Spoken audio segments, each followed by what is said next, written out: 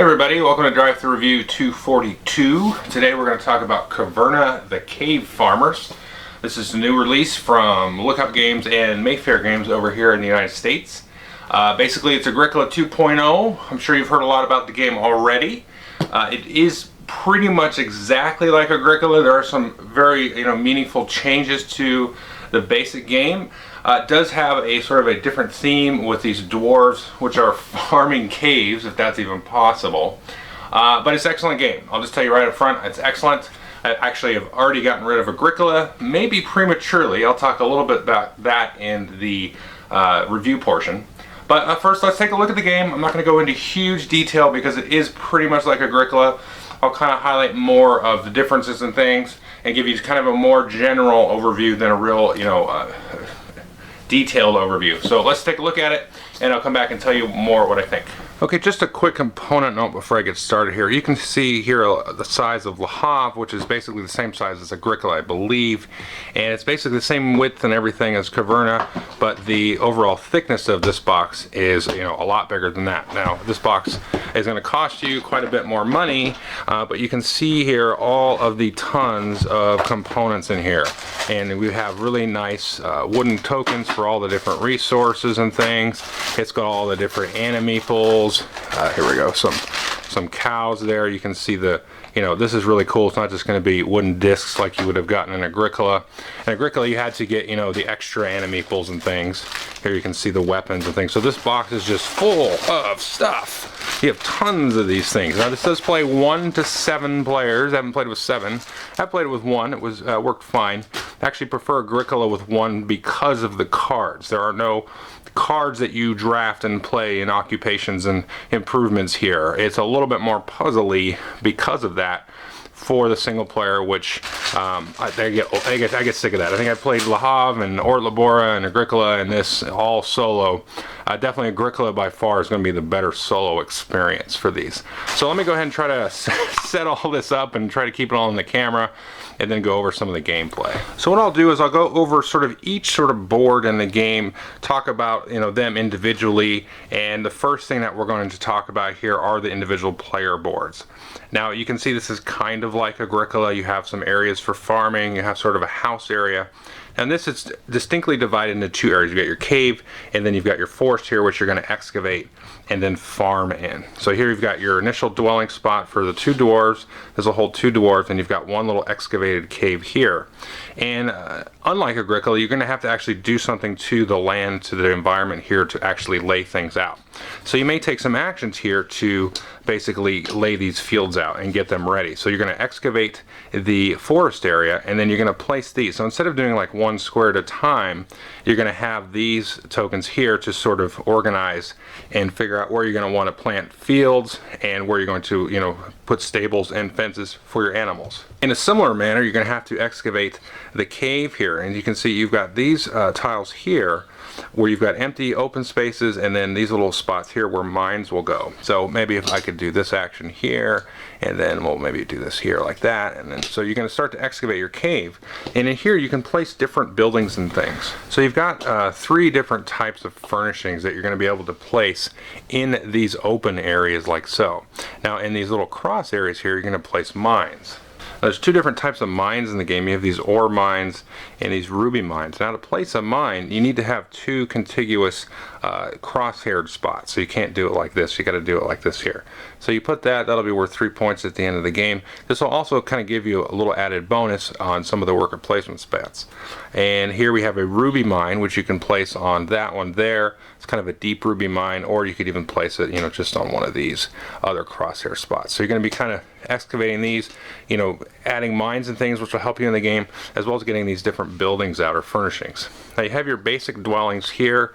There'll be a lot of these available, and these you're going to need to put here, and then you can basically, after you have room, then you can add a new dwarf through the family growth and have another worker there. So this one, you can see 4 wood, 3 stone.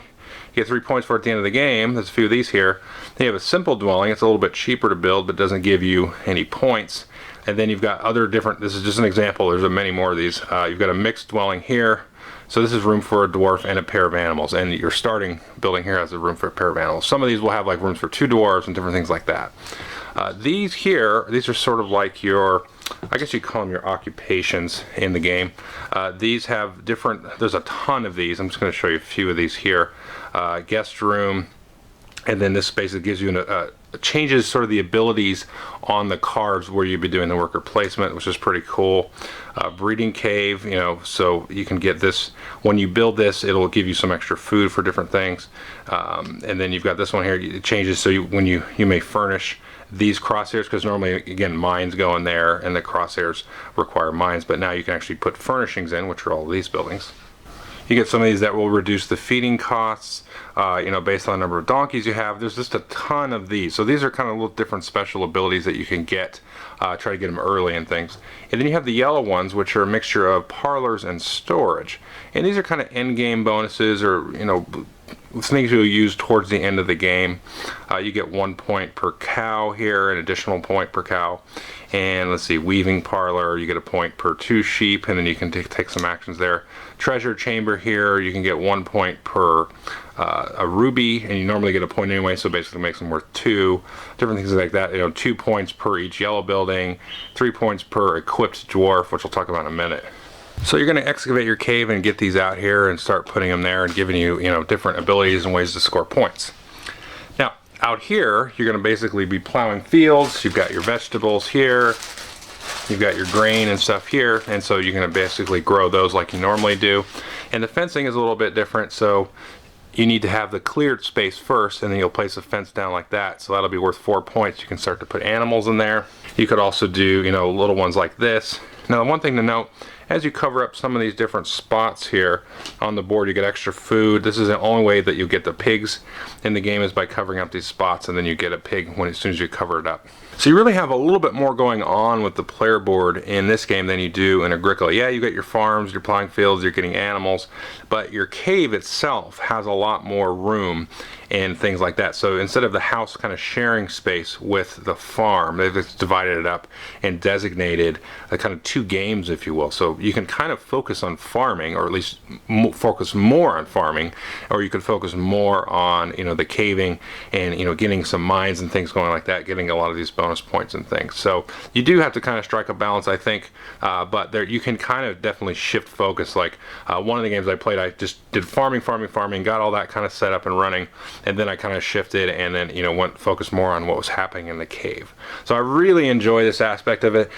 It doesn't feel like I'm just building a farm to survive. It kind of feels like I'm building up a little industry, maybe a little kingdom or something like that, and then giving me some room to play with strategy based on the different furnishings I add in the game. Now, off to the side of the board, you're going to have these boards here with all the different furnishings available on it. So we can take a look at this one here. You can see here's the spot where we'll put our little dwelling tokens here. We'll have a stack of those, and then you have some simple dwellings in different spots there. And then some of these green buildings will go here. So you can kind of group them up nicely so that you can focus on what you're thinking about. If you're thinking about endgame scoring, you can kind of look up there, different special abilities. Now, on the other side of these, we have a smorgasbord of more buildings.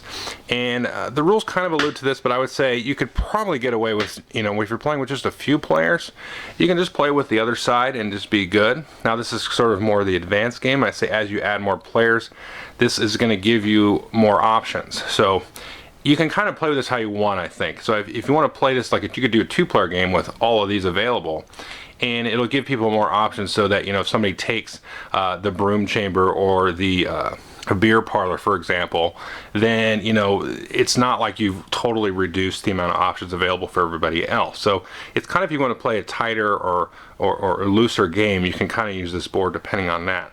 I don't know that it's necessarily more of a basic and advanced. This is more advanced because there's more stuff to look at and more stuff to take in. But it's just, if you want to kind of tweak the tightness of your game, you can have all those different ones available. Okay, here's the main action board of the game, or board. So now I've set this up as a 3-player game. These are kind of double-sided, so you can see for a 4 to 7-player game, you use this side. 1 to 3-player game, you use this side. When you use 3, you'll add this, and then on this side, if you have 7, you'll add that. And then this is sort of the main board here. These are all cards here, and normally these are all going to be hidden, but I'm just going to show them, and then at the start of each round you're going to flip it over and see what's coming up. Just like Agricola, you've got sort of stages. You're going to have harvests and things sometimes after a round, so if this symbol there, you'll have a harvest. Sometimes you'll do basically pay 1 food per dwarf, but you won't have a harvest. You won't grow your vegetables or, you know, increase your livestock or anything like that. So there's a lot of different things happening on the board here. I'll just take a look at some of these cards here to give you sort of a sense. One thing that's interesting is you do have these little tokens here you can see on some of the spots, and then at the beginning or even at the end if you want, you can flip these over and then these will maybe do something. Sometimes you'll have a harvest, sometimes you will put the token on this card here, and then these will build up. So the first time you get a question mark, you'll get no harvest, and then it's to pay 1 dwarf, and then you skip the field phase or the breeding phase. You still have to feed everybody, so that it kind of varies that a little bit. You have more frequent harvest possibilities, as you can see there, based on all the tokens, but it's much easier to get food and things like that. It's more of not a sense of like, okay, I'm going to lose some points, but it's like, what's my trade-off here? Because the points are a little bit more abundant and things. So it basically works out the same, but instead of feeling like you're being punished, you're just kind of limited a little bit more by the harvest versus the amount of points you could get if you didn't have to feed anybody. So let's just, kind of quickly go through all these to give you a sense. There is a new thing in here with the expeditions. I'll talk specifically about that. But let's just blow through some of these just to give you a basic idea of what's happening. So here you can see these spots here where if you have the little circle, that tells you how many you're going to put on at the beginning of the round. So you're going to add 1 stone to each of these. Now this one here, it has a little number and then a parenthesis. So the first time you add anything here, or if it's nothing on there, you collect 3 wood and put it on there, and then anytime there's anything remaining on there, you're only going to add 1 wood. Similar here, you've got the little ore. You put 2 ore on there if it's blank, and then 1 if there's something on there. And here's the food. So you can go here, you take all the ore off there, and then you can add on one of those excavation things to excavate your player board. This one, you can take the ore, and then you have 2 types. So you can see, you look at the token, and you basically are choosing, do I want to add something with mine and room for furnishing, or to furnishing? So you can think a little bit about that. This one you're going to grab the ore, which I'll explain in a minute. This is important. Other things like this, you can get some wood, and you can go on a quest or an expedition. I'll talk more about that when I talk about how do you equip your dwarves with weapons. You've got kind of a market supply space there. You take a little bit of everything.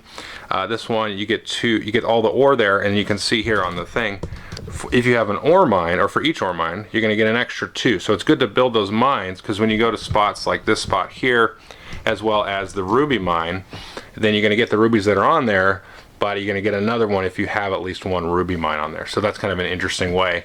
When you go to mine, then you can you get little bonuses when you take some of these actions in the game. A couple other things here. This is an imitation spot. Pay 4 food to use an action space that is occupied by an opponent, except the start player one. And then down here we have sort of our wood-based spaces here. You can get some wood. This is where you can kind of clear cut and add these fields here. You get some vegetables and things. And this one you can get grain and then vegetables. You got your plowing action. You can plow up a whole bunch of stuff in this, which is cool. And then we've got this action here where you can get a dog, which is interesting. I'll talk about dogs in a second. Or you can furnish a cavern. So that's how you would take the action to actually build the extra rooms. Then you've got some other spaces here. You can do each of these once. You can get a little tiny fenced area, a larger fenced area. I kind of like how the fencing has changed. You don't have to really spend that much time sort of, doing the geometry of how you're going to organize your fences. You just fence down some area based on, where you have your meadows and things. And then you get some sheep here. That's where you can get sheep. Remember, you can only get pigs from actually exploring your forest. And then you've got some other things here to get your ruby mines out. So it's just all worker placement stuff, standard stuff. You place it there, take the action, and then they all come off at the end of the round. It's blocked for the duration of the round. Family growth action here. This is interesting because this spot here will change once the family life comes up. You're actually going to flip this over. So normally you can have children or furnish a dwelling, but once this flips over, you can actually do both. You can furnish a dwelling and then. So it becomes a little bit easier to get these guys out after this other space appears. You're not sure when that's going to appear though. So that's kind of an interesting thing. So let's talk quickly about dogs. Dogs are not considered a farm animal, but they will let you get sheep out quickly. It's just kind of an interesting thing. You can't eat the dogs you can eat the sheep and the cows and things when it comes time to feed your people. Now let's talk about the quest thing. So you can see this spot here, the blacksmith. So when you go here, you can spend the ore, and based on the number of ore that you spend, you can equip the dwarf with that many. So let's say I had 7 ore, I went here and I spent 7 ore and I got that guy. So now he's sort of like a level 7 dwarf. And then he can go on a level 3 quest, or expedition if you will. And then you can see there's a spot over here to go on a level 1 expedition. Now when you do that, you're going to take a look at one of these cards. And so everybody gets one of these expedition loot cards here. And you can see, you're going to look at the level of your dwarf. So we're at level 7. So I can get anything up to level 7. And it goes all the way up to level 14. So let's say I had a level 7 guy, he goes here. And the level of the quest, or the expedition, I keep calling them quests, is basically the number of different items that you can get. So if I go here, I got level 7, I could get any of these items. So I could get a vegetable, and a donkey, and a grain. Or I could get wood, and a dog, and furnish a cavern. And then after you're done with the quest, you're going to level up the dwarf, no matter what. So I'll take and upgrade his thing to a level 8. Now one of the actions that you can do is, after expedition, all weapons will be +1. So any of your dwarves, including the one you just used, can go up a level as a reward, and then the one that took the quest is automatically going to go up a level anyway. It's some pretty cool stuff, because especially as you get higher, you can take some of these more complex actions here. You can sow a field based on the expedition, or breed up that animal. So you can get access to some of the things that maybe have been blocked, and kind of do a little bit more bang for your buck, if you will, with the worker placement. Now the interesting thing to think about is, if you have dwarves of various levels, so let's say we had sort of a level 4 guy here, if I can get that on there, and then somebody that doesn't have weapons, and then a level 8. When you take your turn, you have to place them in order. So you've got to place, the level 0, then the 4, then the 8. That's kind of an interesting thing. Now, you can, if you want, spend a ruby to place a dwarf sort of out of turn order. So if you wanted one of your higher ones to go first, maybe to take the juicy quest there before anybody else gets there, because they have better capability, you want to send them there to get some of the cooler items, then you could spend a ruby. Now these rubies are really cool because they are sort of a wild resource here. So at any time on your turn, you can trade in 1 ruby for any of these things here. You can even plow a little bit and things. And you can also get a cow here, which is one of the only ways to get a cow. Or you can even spend 2 and then excavate your cave. So these are pretty cool. They are worth a point at the end of the game, but that's a very handy way to make it more flexible. And then just for edification, on the back side of this, it tells you how the feeding phase works. So that's a rough explanation of the game. Here's the scoring pad here. You can see it's a little bit different, a little bit more streamlined, and much better than Agricola. You're going to get 1 point per animal, any animal. So you're going to get a point for the dog, any of the farm animals. If you're missing a type of farm animal, which excludes the dog, if you don't have any dogs, it's no big deal. You just get -2 points. Not a big deal. You get 1 cow, and then you're good. You don't have to worry about getting in the first 3 or whatever the thing was in Agricola. Grains, half a point, rounded up. Vegetables are a point. Rubies a point. Dwarves are a point instead of 3, which is interesting. Now remember, there are a lot of these yellow buildings here, the storage and the different parlors. They're going to increase the points of things for you. And you're also going to get -1 point for any unused space. So basically, if you have anything on any part of the board, it's considered used, even if you just excavated it. And then you're going to get all the bonus points from all the yellow tiles, and the points for the fenced areas and different things like that. And then you add up the points, and that is it. Okay, I hope you enjoyed the overview. I really like this game. And I said at the beginning I got rid of Agricola, and I may have gotten rid of it prematurely. So let me talk about that, because I think that's a thing that a lot of people are going to be thinking about. So this streamlines a lot of what happens in Agricola. The feeding is a lot more friendly in a way. It's not so negative and punishing. The way you do fences is a little bit more friendly. The scoring at the end is a lot better, because you're not having to get like 3 of everything or whatever the thing was. So that works out a little bit better, I think, and it removes a lot of sort of the frustration of Agricola, and that's stuff that I didn't necessarily hate, but it just kind of made me not really want to play it. So that it kind of fixes that, so to speak, but then it kind of removes the card drafting, which made Agricola really neat, unique at least. You have your worker placement, and you're kind of managing your little thing, and no game's really kind of done that. We have Yeah, there's games where you have player boards, but in Agricola it's very thematic. You know, you've got the fences and the houses and the animals and your growing crops and stuff. And the way that the pieces move around, you've got little fences and the crops go up and down and you get more animals. It looks really cool and it's very thematic, and this keeps that. But the cards also are what made Agricola very unique. It was like a card drafting kind of thing. You could, have sort of different special abilities and combos and things that would work well together.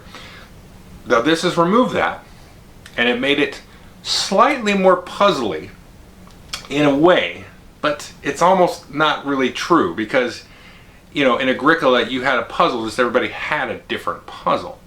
And so at the end of the day, I think that maybe it feels like I used to think like this, but now my thoughts have changed where I thought that was more interesting and unique. But at the end of the day, I don't think it was really that different than what we've got here. Yes, you've got everything available at all times, but you can go in and grab a bonus card or tile furnishing early and grab that and say, I've got that, I know what I'm going to try to do. And I can gear my strategy towards that. And, you can do that and take that away from the other players. Or you can go and grab some of those green tiles. And those are like your occupations. Those will give you a little bit of, change up how you play the game a little bit. So I kind of go back and forth on that because there's a lot more cards in Agricola. And, like they've got the interactive kind of cards and things, which I never played with. But it's a little bit more interesting the way it folds out in this game because everybody has access to it. And I think though a lot of people are going to miss that sort of card play, that card drafting, because this one has a little bit less of a combo thing happening. Now the way that they make up for that is not just with the furnishings but with the expeditions and the quests. That is a very interesting change because that allows you to do some sort of combo-y kinds of turns where you go and you do a quest. You get some grain, you get some wood or some ore, and then maybe you furnish a furnishing or something. So that's where your kind of little combo stuff comes in. But again, that's available to everybody. And then you have the rubies, which are like your wild resource, which is really cool. So that's kind of interesting. So that the flexibility thing versus the tightness is where people are probably going to come down on it. And I feel like this kind of does all of that same thing. Yeah, I'm not going to get a different hand of cards every game, but I'm going to be able to do a lot of different things. And that's the thing with the strategy in this game is you can kind of go pure farming, and then you could go pure, cave or whatever, or pure expeditions. But you can tick and tack and, do your strategy differently.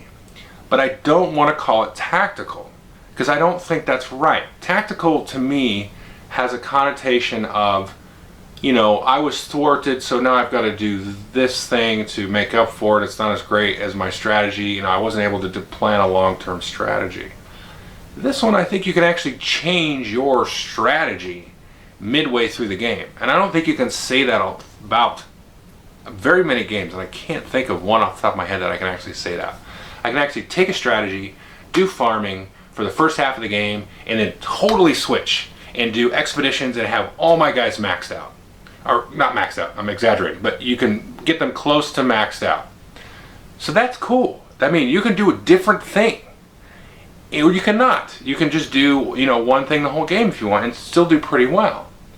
And that's really interesting to me. To me, that is really where this game kind of makes that little leap above Agricola.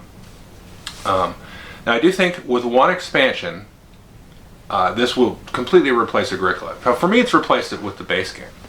But for folks that really love Agricola, and I'm not a huge fan of Agricola, I really like it, but I think once you get an expansion, maybe two, then you're going to have that sort of configurability. You can have maybe some different starting abilities and different things like that to add to that sort of replayability. Because I feel like that now the replayability, I think it will slow down a little bit, maybe. I've only played it 3 times. Around like a 10th play, it will kind of slow down. Now, I'm not sure about that because, like I said, there's a lot of maneuverability with the rubies and all different things, different ways to play, but it's not going to have that replayability like Agricola has. So it's easily fixed. You can have an expansion or something like that. All right, so I'm going to go on all over the place. I really enjoy this. definitely replace the Agricola for me, and I think it's going to take an expansion to replace it for everybody. I don't know. I don't care what you have in your game collection, but that would be my expectation if we were to have a discussion about why something's in a collection or not. I would say once this has an expansion or two, considering if they're good or not, I wouldn't understand why you would have a Agricola in your collection. Right? Fair enough. So, like, you know, that's about all I can say about the game. It's really cool. It really immerses me thematically, and that's, I gotta tell you, a little bit of a caveat there. I really enjoy this theme much more than the theme of farming and things like that. So I'm kind of a sucker for dwarven underworld mines and cities, and you know, all these, you know, activity buzzing kind of underneath the surface there. And I will say one of the problems, not problems, it's a nitpick with Agricola is like the whole thing, like I take a worker placement action and I can have a baby and now you can't. That doesn't make any sense. Or I can build some fences and you can't. Some other worker placement games, they make sense thematically. Like, I'm using this building in this office, you can't come in here. I'm using it. This though kind of fixes that for me, except for some of the wording which I just ignore, because it feels like you've got a whole kingdom that you're developing. Maybe not, you know, something as big as a kingdom, but sort of some different activities, because you've got your outside and your inside, and you've got like sort of an industry that you're doing. You can do beer parloring or the wheat stuff, or the, you know, you can have these things that kind of work with that. And it's not just a card that you play that's going to go along with it. You've got a tactical thing on the board.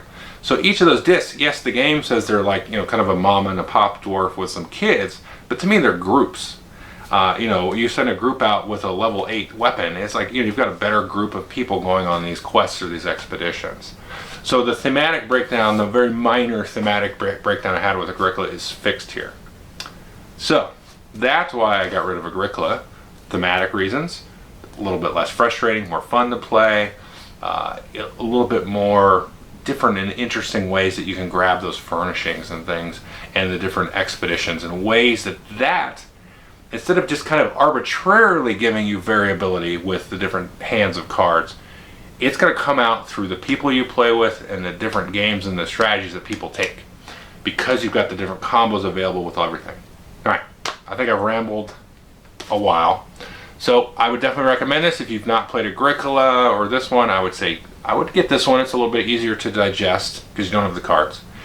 And if you have Agricola, maybe this is a try before you buy at this point. Like I said, maybe with an expansion, to me it's an automatic kick out.